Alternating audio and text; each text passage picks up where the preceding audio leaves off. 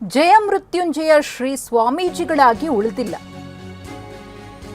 ಜಯ ಮೃತ್ಯುಂಜಯ ಶ್ರೀಗಳ ವಿರುದ್ಧ ಒಂದು ಗಂಭೀರವಾದ ಆರೋಪ ಕೇಳಿಬಂದಿದೆ. ಅದರ ಬಗ್ಗೆ ಬೆಂಕಿ ಇಲ್ಲದೆ ಹೊಗೆ ಆಡೋದಿಲ್ಲ ಅಂತ ಹೇಳಿದ್ದಾರೆ ಕಾಶ್ಯಪ್ಪನವರ್. ನಡೆ ನುಡಿಯಲ್ಲಿ ಅವರು ಸ್ವಾಮೀಜಿಗಳಾಗಿಲ್ಲ. ಇಂತಹ ಕಾರಣಕ್ಕೆ ಅವರನ್ನ ಪೀಠದಿಂದ ಉಚ್ಚಾಟನೆ ಮಾಡಿದ್ದು. ಬದಲಾಗ್ಲಿ ಅಂತ ಶ್ರೀಗಳಿಗೆ ನೋಟಿಸ್ ಕೂಡ ನೀಡಿದ್ದೆವು.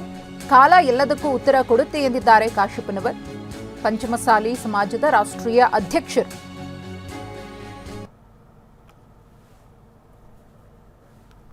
ಜಯ ಮೃತ್ಯುಂಜಯ ಶ್ರೀಗಳ ವಿರುದ್ಧ ಗಂಭೀರ ಆರೋಪ ಕೇಳಿಬಂದಿದೆ.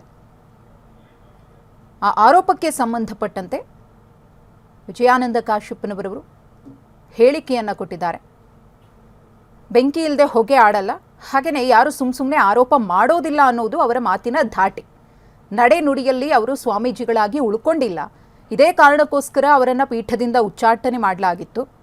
ನೋಟಿಸನ್ನು ಕೂಡ ಕೊಟ್ಟಿದ್ವಿ ಬದಲಾಗ್ತಾರೆ ಅಂತ ಹೇಳಿ, ಆದರೆ ಅದ್ಯಾವುದು ಕೂಡ ಆಗಲಿಲ್ಲ ಎಂದಿದ್ದಾರೆ. ಸಾವಿಗೆ ಇವತ್ತು ಕಳಂಕ ತಂದಂತೆ ಇದು.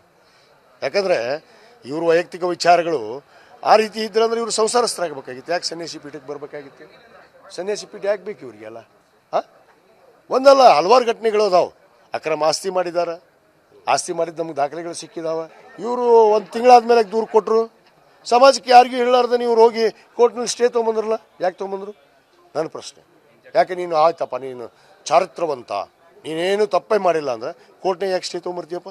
ಇವರು ಚಾರಿತ್ರವಂತರ ಅಂತ ಹೇಳುವಂಥ ನಾಯಕರು ಇದಾರಲ್ಲ ಇಲ್ಲಿ ಭಾರಿ ದೊಡ್ಡ ದೊಡ್ಡ ನಾಯಕರು, ಏನು ಒಂದು ಸರ್ಕಾರದಲ್ಲಿ ಸಚಿವರಾಗಿ ಏನು ದೊಡ್ಡ ನಾಯಕರು, ಒಬ್ಬವ ನಾನೇ ಮುಖ್ಯಮಂತ್ರಿ ಅಂತ ಹೊಯ್ಕೊಂತ ಹೇಳ್ತಾನೆ. ಈಗ ಉತ್ತರ ಕೊಡ್ಲವ? ನಮ್ಮ ಸ್ವಾಮೀಜಿ ಅಂತ ಇಲ್ಲಿ ಬಾಗಲಕೋಟೆ ಭಾಷಣ ಮಾಡ್ಯಾನಲ್ಲ, ಉತ್ತರ ಕೊಡ್ಲವ? ಯತ್ನಾಳ ಪೀಠ ಕಟ್ತೀನಿ ಅಂದ್ರೆ ಹೊಸ ಪೀಠ. ನಮ್ಮ ಕೆಲಸ ನಾವು ಮುಗಿಸ್ಬಿಟ್ಟಿವಿ. ಇವ್ನು ಹಿಂಗೆ ಅದಾನಂತನೇ ನಾವು ಕೆಲಸ ಮುಗಿಸ್ಬಿಟ್ಟಿವಿ. ನಮ್ಮ ಕೆಲಸ ಯಾರ ಕೈವಾಡನೂ ಇಲ್ಲ, ಮಣ್ಣು ಮಸಿ ಇಲ್ಲ. ಅವನು ಸ್ವಯಂ ಗೋರಿ ತೊಡ್ಕೊಂಡ, ಅವ ಮಾಡಿದ್ದುನ್ನೋ ಮಾರಾಯ ಅಂತಾರಲ್ಲ, ಅವನು ತೊಡ್ಕೊಂಡಾನ. ಮಾಡಿದ್ದು ಸತ್ಯ. ಕಾವಿಗೆ ಇವತ್ತು ಕಳಂಕ ತಂದಂತೆ ಇದು.